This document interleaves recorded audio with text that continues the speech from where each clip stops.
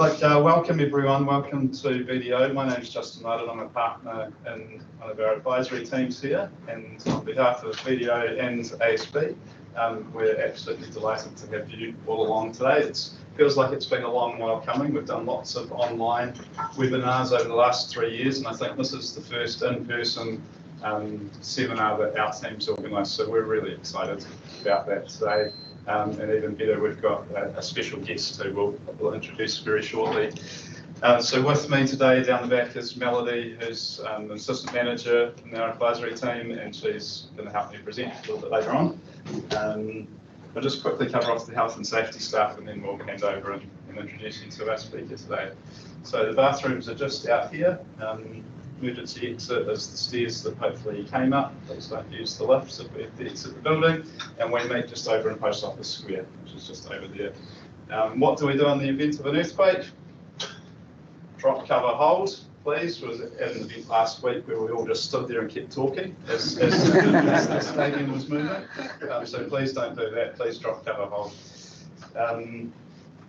The timing today is we're getting underway now, which is on time, and we will have you out of here at 8:30. If you want to stick around after 8:30, please do. We've got the room till 9 o'clock, but we appreciate everyone's busy, so we will stick to that timing. And last but not least, we just wanted to acknowledge the impact of the cyclone, weather events across the country. It's been a pretty scary time, impacted lots of friends and family, clients, colleagues, other people, particularly across the rest of the North Island, so we just wanted to acknowledge that really today. We're all probably feeling very lucky being warm, safe and dry sitting here today. So look, without further ado, I'll hand over to Alan from ASB to introduce our special guest today. Good morning everyone, my name's Alan Rusco. I'm a commercial manager at ASB, based just up the road here, yeah, local, which is great. It's my pleasure today to introduce one of our longest serving members of the bank, Mr. Laurie Sharp here. He is our head of coaching and development, and he's been with the bank in banking for 42 years, with ASB for 28. And married for 45, so he's a committed person. Once he's in, he's in. So yeah. So I'll just give you some background on him. With Laurie, I wondered what head of coaching and development was all about. I thought it was just sort of sitting in Auckland, drinking coffee and having meetings in head office. But actually, what it's all about is Laurie's out 80% of the time with our clients and their customers and their staff, talking to them about different aspects of management, of what makes people tick, how to communicate properly, and planning. So all these things are what Laurie keeps himself busy with, making sure he's up to date with the trends and what's going on around the world. So very busy job. I'm sure you'll find his presentation really insightful, enjoyable, and he's very enthusiastic. So he's always when I'm out with him, great to listen to. So without really any more from me, introduce Laurie. He's going to tell you why it's important to have a business plan, why it's important to have goals, but most importantly, why it's important to be accountable for those, because we've all got them, but are we all accountable for them? So over to you, Laurie. Thank you, Alan. Well, I've never had that introduction before about stickability. My wife will be delighted. She's down here with me at the moment, and we struggle to get across from Picton with all the ferries yesterday. So that was we were thinking we might have to swim. When we speak to businesses globally, locally, and we get much of our information is coming from all over the world, there are 5 key elements that people are now starting to focus on. And in this order, but not necessarily in this order. In other words, this is what people are giving us. At number 1, business is all about people. And that's very much around leadership and that leadership skill. At number 2, it's all about customers and clients. It's about business retention, business development, driving further opportunity with clients or customers. At number 3, and the order has changed as we hit the COVID years 3 years ago. At number 3 now, it's all about risks, managing your short, medium and long-term risks and mitigation. How do we mitigate those risks? And this is where we started to see accountants, lawyers, bankers, clients, advisors getting together because they've got a wealth of and depth of knowledge from associated companies that they can use. And number 4, it's all about cost containment, cost to income ratios, margin management. And at number 5, it's all around tech, AI, big data. But we group that into a thing called change. Now that was at 3, COVID hits, and it gets moved back out. But it's not to say that it isn't really, really important. And I don't know if anyone's following the latest trends of chat, GPT. My goodness, it is GPT, isn't it? if you're not following that, please, it's really important to understand just what is happening out there with big AI development, and it's pretty scary. So hopefully we're going to be last cab off the rank globally because there's some real issues out there at the moment. But then you look at the top 10% of performers, performing companies, performing individuals, and remember there's an 800% difference between the top 10 and the bottom 10%. And I've got a white paper on that, and our guys have all seen that. But the top 10% of performers and performing companies focus on just 3 things. At number 1, it's around discipline. At number 2, structure and planning. And at number 3, incredibly strong relationship developers, building depth of relationship to, I mean, that's where business development starts and ends, and business retention is so critically important. Discipline, structure and planning, and relationship development. Incredibly powerful and important. So let's have a look. And so after the introduction, I thought what we should do is just in 3s. 3, 4, 3, 3, 3, 3. You guys can stay out of this. Or we can do it together. And what I want you to do is this side of the room, you guys come up with in 1 minute, no more. 2 things that if people were planning effectively, what would the outcome or benefits be? Highly effective planning, 2 benefits. So, but before we do that, you guys are going to come up with, no, let's go the other way. You guys do the obstacles, because there's more this side. We want more benefits. You guys, what are the obstacles to highly effective planning right now in business? You guys, 1 minute, what are the benefits in teams of 3? But now, we're going to choose a leader who's going to be the spokesperson. And I only want 2 things on each, 1 minute. And the way we're going to choose a leader, because you don't know each other, is everyone point to the roof. Everyone, point to the roof. And when I say go, you point to the person who you want to lead the team. Ready, go.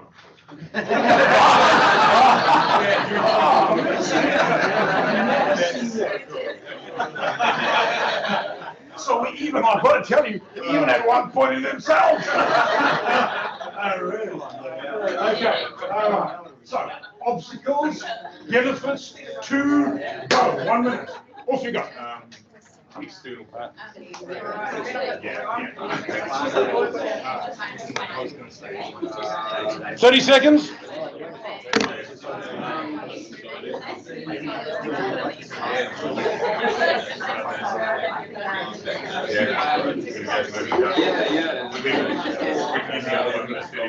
Yeah. 20 seconds.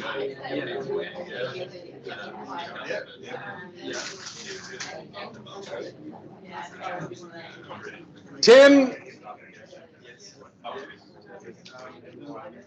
4, 2, 1. Okay, stop. Okay, now I know you probably haven't got 2, but if you have, group at the back. Who's your spokesperson?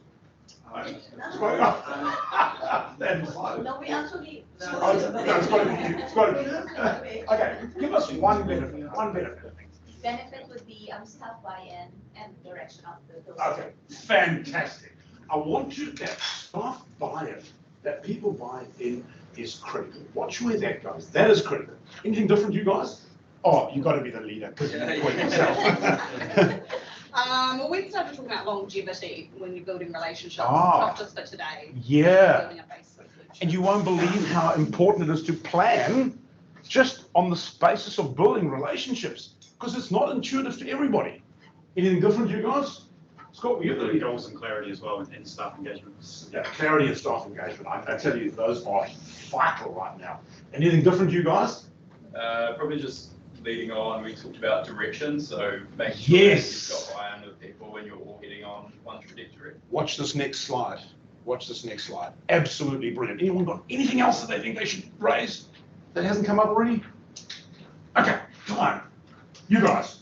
Obstacles. Obstacles. We came up within about 5 seconds, 2 key obstacles. Yes.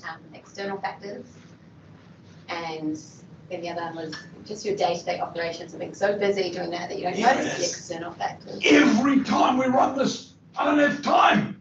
Well, I tell you what, you don't have time not to plan. I just wish I could. There's a little story, but I'm not going to tell you because I don't have time. Lego Man. There's a Lego Man, which is an international game which talks about, you've got to look it up online. It talks about people building this Lego Man all over the world, and we compare cultures with cultures. And in New Zealand, we are shocking. We don't plan how to build this little Lego Man. The team goes in and just has a flurry and scurry, and we start building. The Swiss and the Japanese hold the record, and they plan 80% of the time and execute 20% of the time. And they are the top builders of this little Lego Man. I wish I could tell you more about that. Okay, anything else, you guys? Yeah, we had impact of uncertainty, means you don't get clarity. Ah, watch this clarity thing come out.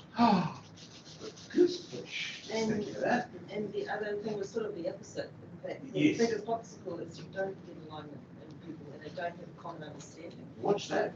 Give us one more, because you guys are on And the fire. other thing is having That's what I'm the saying, biggest you are. obstacles are the wrong measures for what you're trying to succeed in.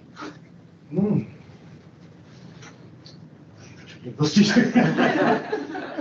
I think those are awesome. And if we had more time, you could literally write down screeds of obstacles and benefits. The issue is there is no excuse. We've got to do this stuff and better than anyone else, because here is a real life case of a company, and this is the oil spill. In September, I think it was 2010, BP Gulf of Mexico, 400,000 barrels of oil tipped in, and BP's management at a senior level said, we are such a visionary company. Everyone subscribes to our vision and values. Our people will use that to put the fire out. The people on the front line said, we don't give a damn about the vision and values. We want to know what actions we got to do to put the fire out. And it became so apparent that they did a thesis, a white paper on, and if you look at Harvard Business who put this out, they said there's been a massive shift, not to say we take away the vision and values, but they're not going to get traction if we don't plan for our people to do things immediately. And that came out just at the very height of COVID. This white paper emerged. And so the editor of Harvard Business went out to their readership globally and said, what do you guys need more of now? And more of was leadership helping people to plan at the front line. That's 8 papers. That was the common theme through 8 white papers that Harvard produced. And then we started to look at the fundamental basis of human behavior. So if you want people to plan or execute, you can tell them. If you own the company, you can tell them. The danger of telling them is we get kickback from this, and the more you tell people what you think they should be doing, the more defiance creeps in, and the water cooler chatter undermines the very issue that you're trying to achieve, the culture. So what we know is that we do this badly. And as parents, we do this badly. We tell our children constantly what they should or shouldn't do. Hold that thought. Because we now know that if you look at, and if anyone studies psychology would have done this, 2 steps back, we've got to get this in. And in business, this is the critical and missing step, if people do not believe in the direction or the plans that have been put out, or they don't believe in the leadership, they don't have self-belief. Self-belief is what we call confidence. Now hold that thought. This is where we've got to start everything. And you'll see in a moment, I've got a book in my bag there now this research has been around for 50 years. And it's only in the last decade that a guy, David Rock, who's a neuroscientist, added a fourth dimension, and I'll talk about that in a moment. Because the connector is, how do people feel? How do they feel about those actions, rather than constantly being told what to do, if perhaps they come up with the actions? Now, what does this do? It removes a lot of responsibility of time from the directors, shareholders, managers, senior people of the organizations, and it gives it over to the people. And they can do little exercises like this. And it's also a lot of fun. If you look at the Gallup engagement questions, the 12 engagement questions, which I've got in my bag, Gallup, the biggest engagement organization globally, they say people want the responsibility. So give them the responsibility, and then they will come up with some great actions. Now, I'm not going to spend a lot of time on this, but if we don't get this right, if we don't spend and get 100% of belief, people will pay lip service. Lip service, the most dangerous thing in organizations. It absolutely dashes productivity. Now, we know, and David Rock, if anyone wants to have a look at that book afterwards, you can. David Rock has said, the more you get people to think about the actions we should be applying to the outcome we're trying to achieve, the more they will believe. Now, belief drives 4 major components. At number 1, it drives confidence. BDO commissioned 3 universities about 12 years ago, and I've got the paper. 114 independent studies were undertaken with the top performing organizations in New Zealand.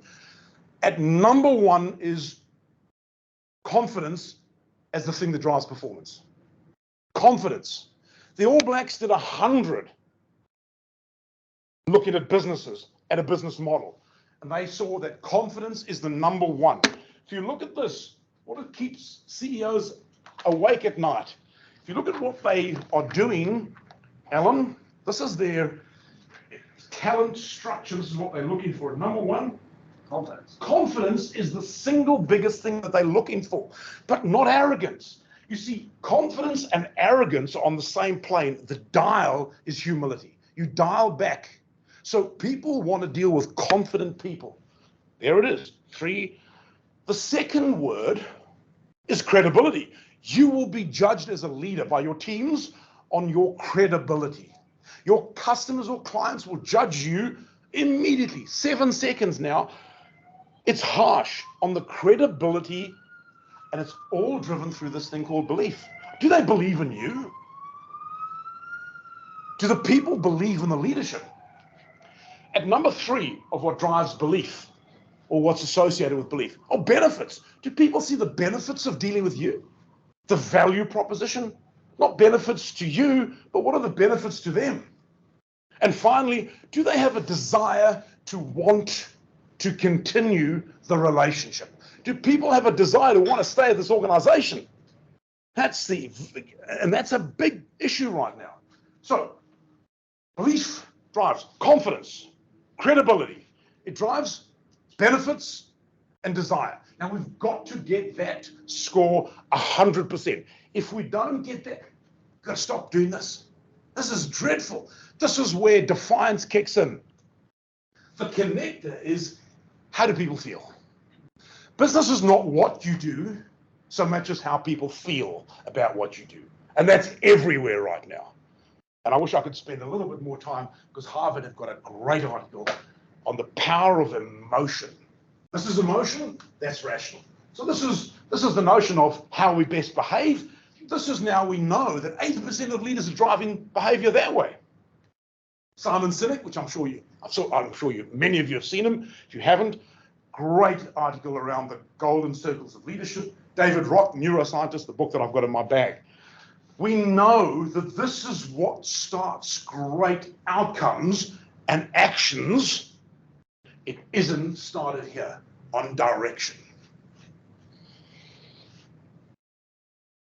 How often are we telling our children what to do instead of getting them to think about why that action isn't suitable, and then how they feel about if they were involved in that situation next time, they come up with a solution, not the parent, because the more parents come up with it, the more they will be open window, curtain flapping in the breeze, sleeping bag in the bed, mop of hair, and they've gone. I mean, the only reason I say that is because that's what our daughter did when she was 16. She took off because we constantly told her what to do. And it's a very easy trap to fall into. If you look at the psychology of what business is really made up of, there really are just three things. And we've got to get to grips with this. And those three things, funny, completely different research, but the outcomes have some very strange similarities. So we've got to get people motivated to want to come to work.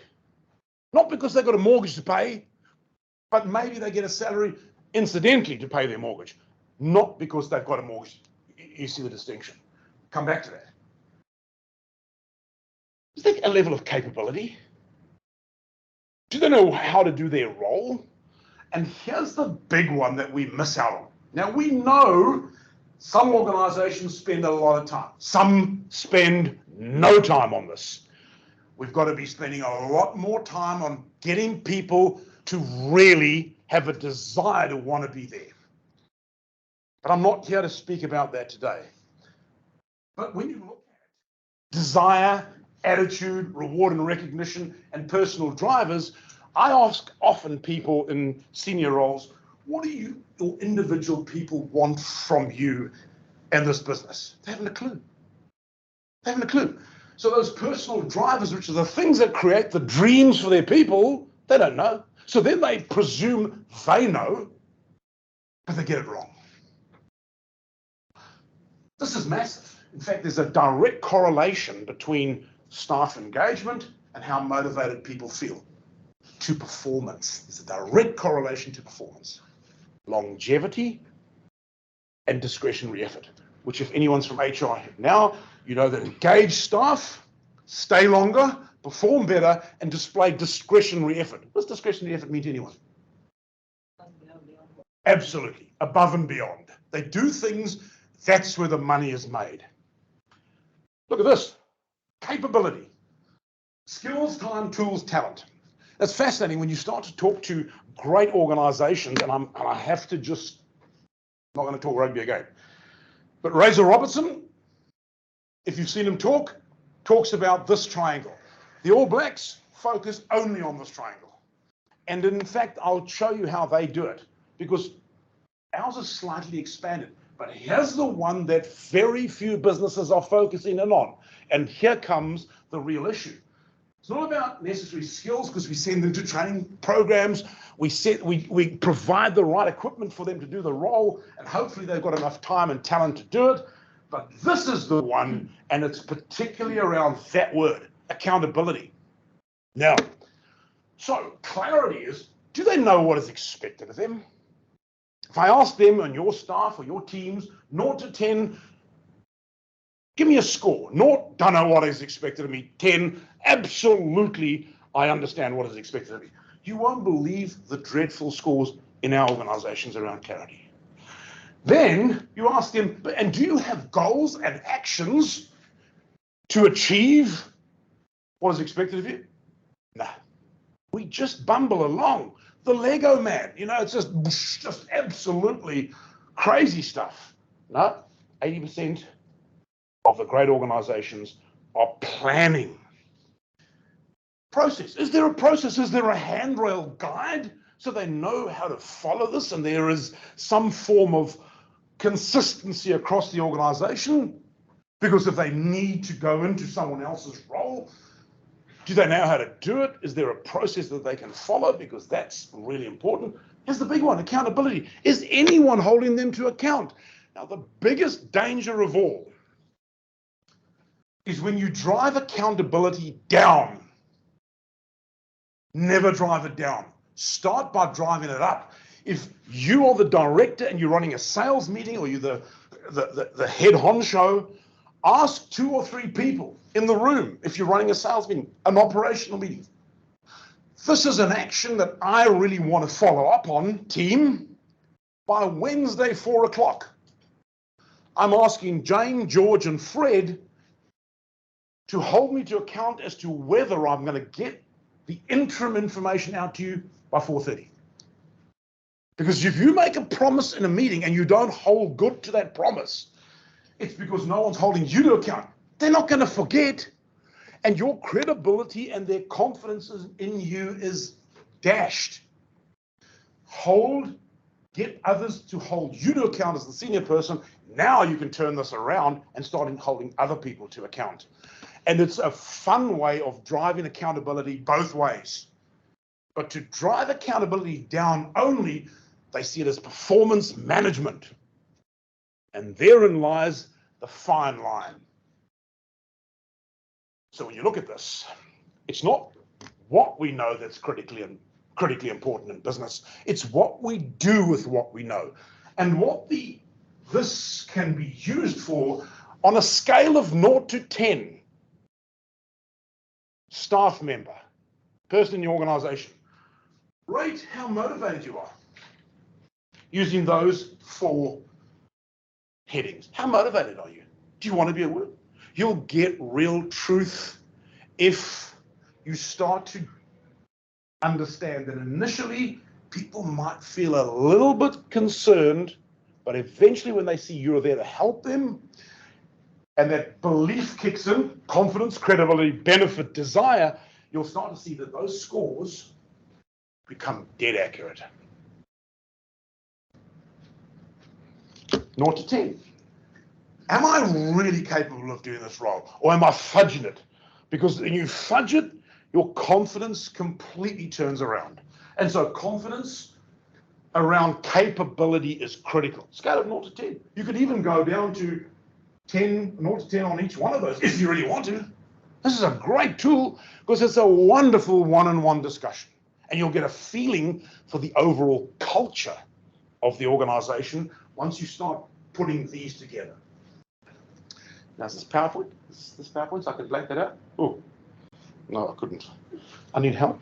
If this is PowerPoint, it would be, I'd just go blank on the screen. So you're trying to go to... I was just going to go blank so I could stand in front of the screen. Okay. So I did a session, I'll go over here. So while they're trying, Melody is an absolute guru on technology. I might have to do this for the rest of my little screen. Okay, so over here, I did a session for there we go.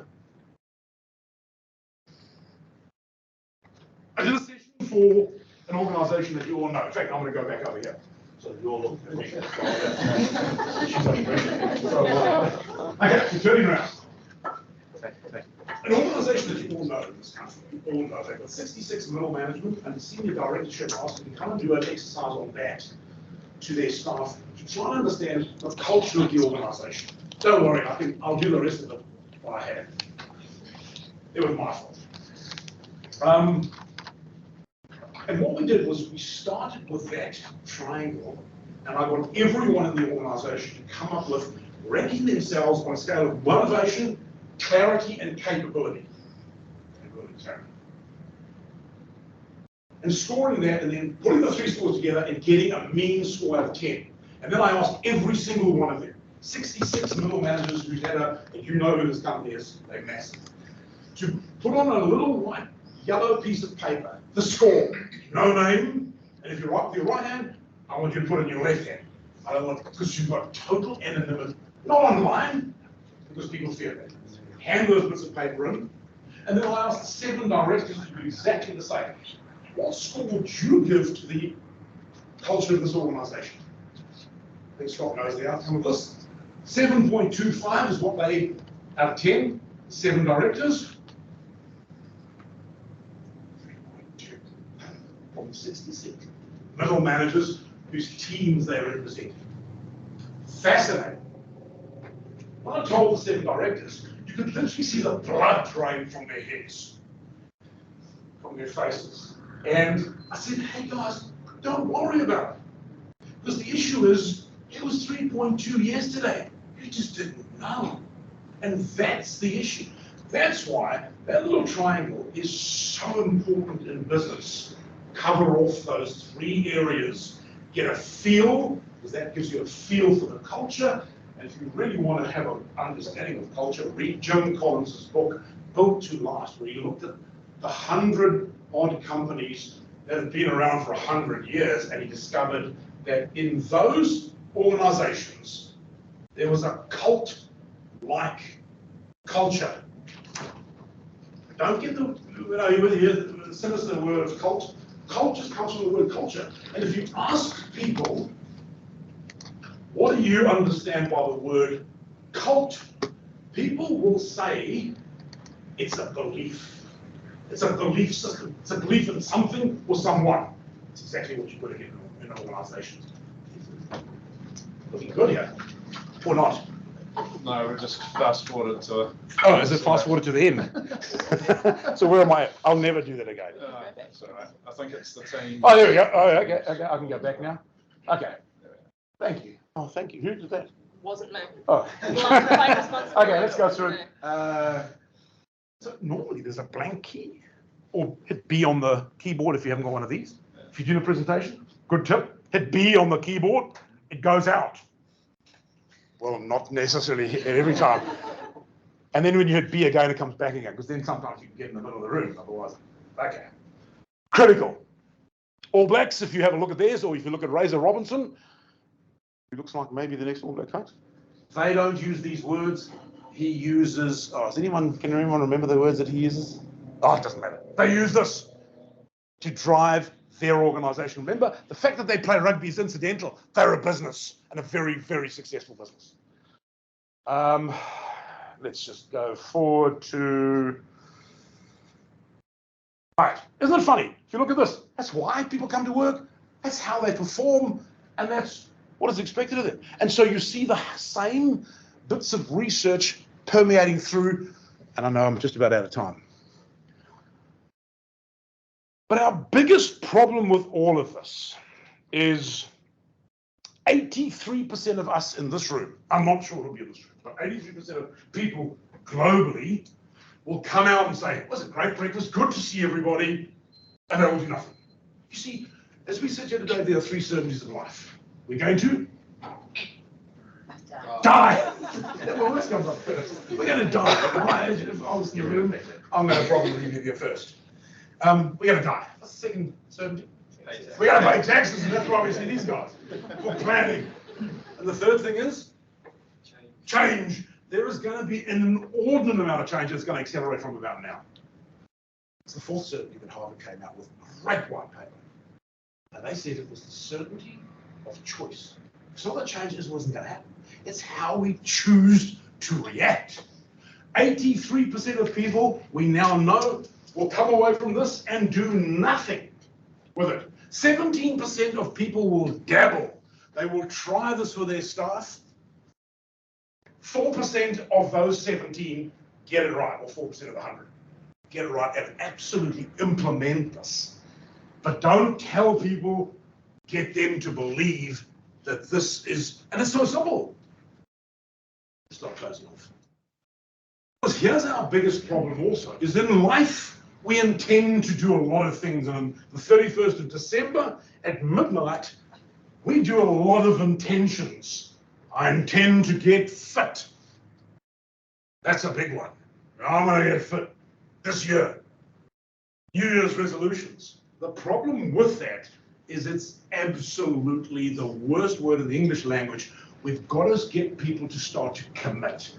And only when you plan or have an action will you start to then realize that you've got to put that into numbers. Instead of getting fit, you say, I want to reduce my resting heart rate from 66 to 60.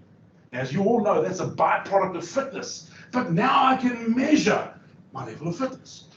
But to say I'm going to get fit, and so that's what we call intent.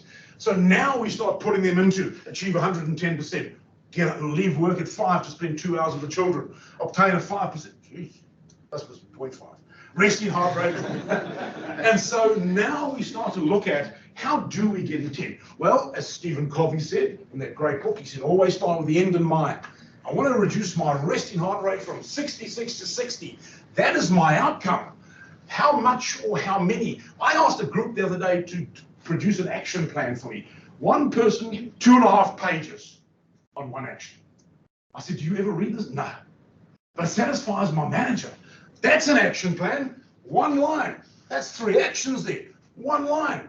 Keep it simple, measurable, specific. What?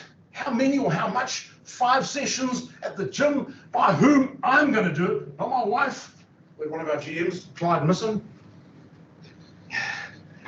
He booked the gym. Well, his wife did. He brought his bag in. 1 year later, he took his bag out. He didn't actually attend the gym. Because he didn't, you've got to get skin in the game. By when, date, time, etc. Who's going to hold me to account? There's the big one. That's the thing we're not having in business. All I'm going to say is that if you look at the top performers globally, the top businesses globally, 3 things they focus on. Discipline at number 1. At number 2, structure and planning. And at number 3, incredibly strong in the relationship building areas. There's a couple of tools that people are using incredibly successfully. Incredibly. The one around not capability and motivation so much, but the clarity piece. Do I know what is expected? Do I have the right and appropriate goals and actions? And is someone holding me to account?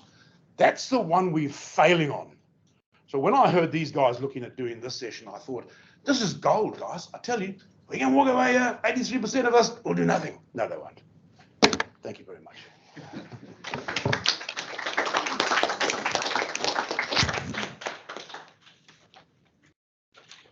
Thank you very much, Laurie. I knew you were going to be a hard act to follow, but you've set the bar nice and high this morning.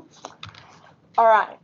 So just before Justin gets us into the business plan, I've just got 2 small things to keep in mind while he takes you through that. The first is the power of 1%, or the power of small actions adding up over time. If you improve by just 1% every day, you'll be a massive 37 times better off by the end of the year. Now, obviously, this doesn't just apply in your business, as Laurie was talking about before. It can apply to all parts of your life. And there seems to be a lot of fitness chat this morning, but my background is actually in health and fitness. And if we stick with that theme for a moment, imagine you want to start running. Day 1, you run for a minute. Day 2, you run for 2 minutes. Day 3, you run for 3 minutes, and continue like that for the rest of the month. By the end of the month, you're running for 30 minutes, which is a massive change compared to the beginning of the month. So what if you take that into your business? A simple example would be to look at increasing your sales. Now, increasing your sales by 1 every day might be a little out of the box, but let's say 1 a week. And then you do that for the next week and the next month and continue for the rest of the year. By the end of the year, you've got an additional 50 sales. Now, for some companies, an additional 50 sales might be negligible. For others, it could be completely game-changing. But the point is, what is something that you can do today and tomorrow and next week and next month that will help change your business? As Einstein said, compounding is the greatest mathematical discovery of all time. So let's use it. The second thing to keep in mind is that you don't have to do this alone. Having a team around you and your business to connect with, create with, receive advice from, and to have accountability with can be game-changing. With a constantly changing world out there, it has never been more important to create and connect with a team of people who can help you, whether it's your friendly bankers, your legal and HR advisors, or your accountants, so that your expertise can be combined with theirs to create outcomes that wouldn't be possible working alone. Good, thanks Melody, and thanks again to Laurie. That's such an engaging presentation. I love how you just took us all down the back of the room while we were fiddling around trying to get the tech to work. was very cool, and all your white papers and your books that you got in your bag. I don't know how you fit everything else in. So come up and chat to Laurie afterwards if you want to dig down into some of that research, because it's fascinating. So look, I'm conscious of time. I'd really like to save some time for questions at the end, because I've certainly got a few questions, and I'm sure you do too. But let's just run you through very quickly the 7 components of a business plan that we would take you through if you worked with us. Lots and lots of templates out there, but this is just the way that we work through a business plan. So no surprises that number 1 is purpose. What is the purpose of your business? Why does your business exist? So that's the very first thing we start with. And I'm loving seeing you all taking notes and writing things down. So if you're not sure what the purpose of your business is, go away and have a think about that. There's some really cool examples out there. I'll just pick one, the Kellogg Company. We had some cereal this morning, or something a bit different down the back. Their purpose is nourishing families so they can flourish and thrive. They've had lots of nice wordsmithing around that. But what is your purpose? Number 2 is vision. So vision is about, where do you want to be over the next 5 or 10 years? That's where you aspire to be. The Alzheimer's Association, their vision is a world without Alzheimer's disease. It's pretty big vision. But that's about pulling you forward and where you want to land up. So again, if you're not sure what your vision is for your business, have a think about that. And that's a process that will help you work through if you do the business plan with us. Next, we look at what do the owners of the business want to achieve. This is really important. The business is there to serve you, not the other way around. So what holidays do you want to take? How much ultimately do you want to take home from this business to support your lifestyle? So those are some of the things we dig down just to help you understand. And then moving on to the number 4, we get all excited about this as accountants, your high level budget. So, this is really condensed. It's what are your sales, your gross profit, your expenses, and ultimately what net profit do you need your business to be returning to you? We would say that outside of that, you should really have an integrated budget that sits behind that on a monthly basis. And our team can obviously help you with that, but with an income statement, a balance sheet, and most importantly, a cash flow statement. Then we look at setting some relevant KPIs, and I think, Laurie, you touched on this as well. So what do we mean by KPIs? Key performance indicators. So pick 3 or 4 or maybe 5 at the most. What are the really key things in your business? And might not all be finance numbers, but sales targets and other things that you need your team doing to really drive success. Then we look at opportunities and vulnerabilities. So what are the key risks out there? Some opportunities coming up for us. And then last but not least, and no surprises, it's the goals and actions. And I really liked your table. We're going to have to, I think, just tweak our goal matrix, because I really liked how you guys looked at that. Okay, so just a very quick example. There's lots of small words on this, but we have got a really nice template tool that we would take you through. It covers off your purpose, your vision, what you want to achieve. And then there's some numbers on there to keep the accountants in the room happy. And then we look at those KPIs. We talk a bit about who your ideal client is, and what your value proposition for those clients might be. And then we move on and we look at the opportunities, vulnerabilities, and then we turn the page and there's a lovely goals matrix with some accountabilities and due dates on the back. Just very quickly through this, there's a few rules or guidelines that we work through. I won't go through them all now, but one of the really important things is that all the key decision makers are involved in the process, so you're all aligned in what you're trying to achieve. We help you work through a 2 to 4 hour workshop to come up with this lovely business plan, and then most importantly, it's keeping it alive. It's actually reporting on it as you go through each month, each quarter, looking back, what did we do last quarter, what's coming up for the next 90 days. We think about that rock, pebble, sand. We're trying to put all the rocks, the big things, into the bucket, and we put the 90-day little pebbles around that, and then the sand is all the little actions that the team can help us to achieve that and get to the end of the year and hopefully have achieved what we wanted to do. And then just a nice little plug for having an accurate accounting system, whatever system you're using, and a really good reporting tool, perhaps something like Spotlight, which sits on over top of Xero if you're using Xero, to get that reporting out. So all well and good to have our plan. How are we going to go away and report on that? We need some nice accurate data sitting behind that, so we actually know how we're going. And just quickly to finish up, as Laurie's already spoken about with your goals and actions, you've probably seen this before, the SMART goals acronym. So when you're thinking about the goals for your business, just try and make sure that they are specific, measurable, achievable, relevant, and have that time component. And then lastly, once again, as Laurie was talking about with the accountability, having an accountability buddy or coach, regardless of whether it's a friend or it is a paid professional, can be invaluable. I know for me, I can get out of bed every day of the week to go and train someone else, cannot get out of bed to go to the gym by myself. It is ridiculous. But just make sure with that accountability buddy that it is someone that has a bit of backbone and a bit of heart. They need to hold you accountable. They need to give you consequences if you're not doing what you're saying you're going to do. But at the same time, they do actually need to care about you and care about you achieving your goals. So that's all from us today, I think, almost.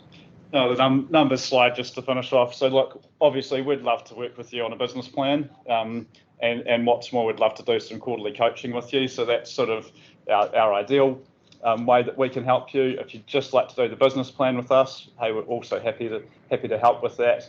And then there's something in it for everyone. So if you just want to have a chat about what your option might be, and whether that's with BDO or with the lovely people at ASB, we're all happy just to have a complimentary chat. So no obligation there whatsoever. Come and talk to us afterwards, or tee up a time for next week or something. That's fine. So I think that gets us to question time, and I'm really keen. We have just got 10 minutes before we wrap up. Laura, do you mind coming back up? Because I'm sure everyone's got some questions for you. If they haven't, then I might just sit down again, just in case they haven't. So yeah, please, I'd just like to open the floor so for any questions. I mean, thanks for the presentation, Laurie, and it's interesting to see the different the aspects about people's wanting to, they get motivated to bring forward. One of the things that we've seen in the last probably few years is the impact of a growing lack of resilience.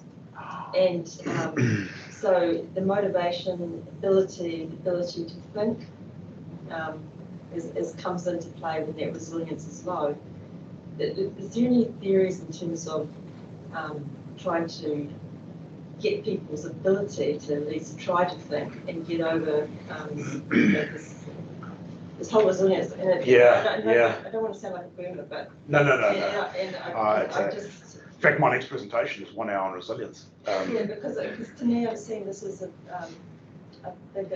a growing issue, and whether it's an impact of COVID or other things, I don't know. But to me, it's a great question. I think we're all probably experiencing the same thing, and it's resilience about whether they want to be there, whether they stay, whether they're engaged. There's a really interesting acronym called CHORA, C-H-O-R-A, which is the fundamentals of all of us in this room. We all have, if I could just stand here quickly, we all have this, do you want to take this off? Can we blank that out or no? We'll blank out. There you go. Okay, so this acronym is the thing that binds all of us together. In our human psyche, there are these 5 key elements, C-H-O-R-A. There's a 6th, which our CEO, Barbara Chapman, the previous CEO, introduced as well, which does not form part of the original research. Confidence, hope, optimism, resilience. Resilience is not out there on its own. It's a product of confidence, hope, and optimism. So you've got to get a workforce that is optimistic and hopeful. Hopeful is the ability to look distant, medium and long term. Optimism, the immediate impact that you bring to work, optimistic workforces. Confidence, and we've spoken a lot about confidence today, is that issue around belief. Drive that hard, 100% before you go past go. Confidence, hope, optimism, resilience. Then attitude. Attitude is a choice. Remember what we said? Choice, change. And the final one is this thing called care. Do people care about me at work? There's a lot of people are really lonely. And this thing about COVID has created loneliness. And we're really struggling to get people back. Now, the more you tell people to come back, the more they'll resist. You've got to try and entice them, get their people around them. Let's get some stuff going in the office, in the organisation. I noticed one of our groups has just started a health and fitness, our property finance team, and they've got a game of touch going. They do it at lunchtime. And every group has got its own little, and they all come and participate and join. And that's bringing people back in again. It's fantastic. Now, if those are the 6 things that bind us, the problem is we don't understand people's individual needs. We think we know. People don't want to be treated equally. They want to be treated uniquely. Drill down into those individual needs, understanding the chorak, then look at their balloons. What are the things that give them lift in life? Their dreams and aspirations, that they might not be the same for everyone. I'm 68. My dreams, more time with my gorgeous wife for 45 years, my grandchildren, my health, my travel. That's what my dreams are. It's nothing to do with work. But if you're 22 like Scott is, it's to become the next CEO, drive a Ferrari and own the biggest house on the hill. And we don't even know what drives. So how do we create resilience when we don't know what drives their dreams? So look at their 5 helium balloons, get them to fill them in. But then what are the sandbags? What are the things that are driving them downwards? Bad leadership, health, stress. Get 5 sandbags. And then they come up with, what is your number 1 balloon? What is your number 1 sandbag? And get them to come up with how to resolve it. Not you. You guide them. I mean, can we sit down because We're on to but that's the presentation. start of resilience, building resilient teams. Fantastic, Laurie. Yeah, you're on to presentation topic number 2. All right, one more question out there. I guess looking at recent events in New Zealand, and we talked about uncertainty, whether it's climate or economic factors that might impact New Zealand or globally. What are some factors that you can build into a business plan that can help prevent that and I guess build up that stability? Yeah, it's a really good question. Wouldn't expect anything less from you, Brian. So, part of it is, I think, is going through that SWOT process, looking at your strengths, weaknesses, opportunities, and threats, and really just, having a look at. We all wish we had that crystal ball that can help us, understand what's coming. Yeah, you're right. There's lots of factors. So it's trying to understand which of those factors is most relevant, going to impact your business, and yeah, looking at the research that's out there. So, Just one point on this is. The best way to get past the whole issue of risks and mitigations is not for you to come up with. You guys, as the leaders of the teams or businesses, owners, is try and get your teams to come up with them. So get people and ask for volunteers. Don't necessarily do what I did this morning, 3. But get a team if you've got, 15 staff. Get 3 teams of 5 or ask for 2 teams of 5 to join up. And at the next sales meeting, you guys come up with what are you identifying? What are you identifying out there as the risks in the short, medium, and long term in business? You won't believe that the more responsibility you give them, but then they've got to identify the number 1 risk in, say, the short term, and then they come up with a mitigation strategy. Now, it might not be dead perfect, but they love doing it. And a Wellington firm, funny enough, who took over an Australian firm, we had to go across to Melbourne, and what they do is every quarter they come up with one unique idea. And what it is each team does a video of 5 minutes, and they do it in dress up. Because then there's no, when you're in masks, you can just do anything. And they come up with a unique way of becoming more accessible, proactive, and engaged with their staff. What is one thing? And they adopt that first thing everyone votes on. What's the one thing right, we got to do that for the first quarter. And they then see and try and embed it. Second quarter, they do exactly the same thing. It's a Wellington firm. And they're a high-tech industry. It's fascinating. But all the staff are coming up with ideas. It's taking a lot of the monkey and pressure off the owners and the directors. And I saw just one more hand went up down there. Yeah, well, I have a very similar question, but can I ask another question? Just about discipline. You were talking earlier that discipline is one of the focuses of the top 10 businesses. Would you be able to briefly tell us about it? Okay, so discipline, if you tell people you will do this, the problem with disciplining people like that is they will do it while you're watching. And the moment, I'll give you an example. Ralph Norris was our CEO 25 years ago, and he put out an instruction: you will answer the phone in 3 rings. That was a memo in those days. So Monday morning, we all got there, we answered the phone in 3 rings. The moment the managers left the floor, the phones rang. And that's what we call defiance. So discipline became defiance because we were told what to do. Had Ralph said, guys, I want 3 teams across the organization to get together and come up with the best way to discipline our behavior, you guys come up with it, which is the belief. But had we done that, everyone would have towed the line. So discipline must not come from the top unless you have to discipline for other reasons. But try and get the discipline built from the bottom. Everyone wants to contribute. So in other words, if you're starting at 8 o'clock, don't you discipline the people. Get the people to admonish the people for not coming in at 8 o'clock, if that's what I'm just using a silly thing. But the more you tell people what to do, the more they will talk about you at the water cooler and destroy your culture. Try and encourage people to get that belief around what is one action we could be doing to really strike out there on understand the power of discipline in this organization. Get them to come up with it. And then the belief kicks in and the action starts to come from them. Be very careful, because the first thing we do as parents is we tell. You will not go to movies unless your bed's tidy or your bed's made. And what do? They don't make their bed. They just go out the window. All right, well, on that lovely note, let's wrap it up.